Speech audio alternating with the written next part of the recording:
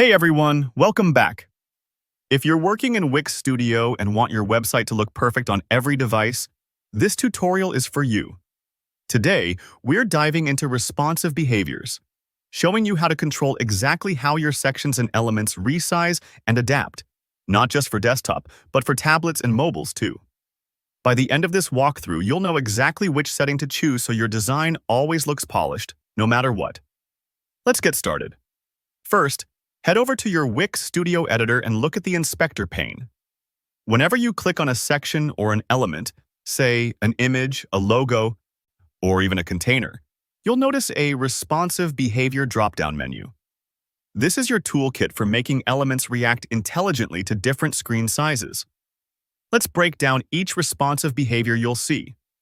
The first one is Scale Proportionally. When you choose this, your element, like an image, will resize smoothly as the screen changes. Think of a photo that gently shrinks or grows, keeping its proportions rather than suddenly jumping or looking squashed. This is perfect if you want your visuals to always look crisp, with nothing getting stretched or pixelated. Just remember, larger images that scale down may take longer to load, so keep file sizes balanced for user experience. Next, there's Fixed Height. This is pretty straightforward. When you set an element to fixed height, it'll stay exactly the same size, no matter if someone's browsing on a desktop, tablet, or phone. Imagine a logo that's always 100 pixels wide, not too big on a small screen, and not too tiny on a large monitor. This is great when you want absolute consistency for branding elements, but use it wisely. Fixed heights can sometimes feel limiting if your layout depends on flexibility.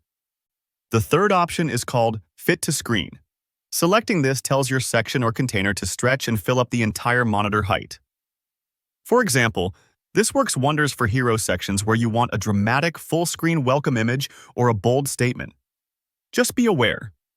On smaller devices, it may mean users have to scroll right away, so consider if your content fits this effect. Now, let's talk about relative width. This setting is a game changer for responsive websites. When you use relative width, elements adapt based on the screen's width. For example, two columns each set to 50% will always split your content right down the middle, whether it's on a desktop or a phone held in portrait. This keeps your spacing consistent and your design balanced. Think of it as telling each column, you always get half the cake. This is especially powerful for grids, layouts, and any fluid design where flexibility is key, like blogs or galleries.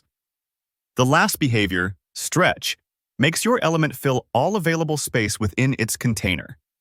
Say you have a button or a bar, and you want it to extend all the way across its section regardless of how wide it gets. The Stretch option makes sure nothing gets awkwardly left aligned or floating off in the center. It's a quick way to ensure your design looks seamless. As you experiment with these, don't worry if things don't look perfect right away. Sometimes you need to toggle between behaviors or make small adjustments to padding and margins. Give yourself a few moments to preview your site at various screen sizes. Wix Studio's preview tools are great for this, and that's the basics of responsive behaviors in Wix Studio.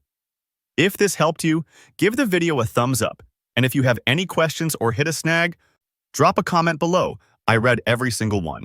Don't forget to subscribe for more helpful tutorials. Happy designing!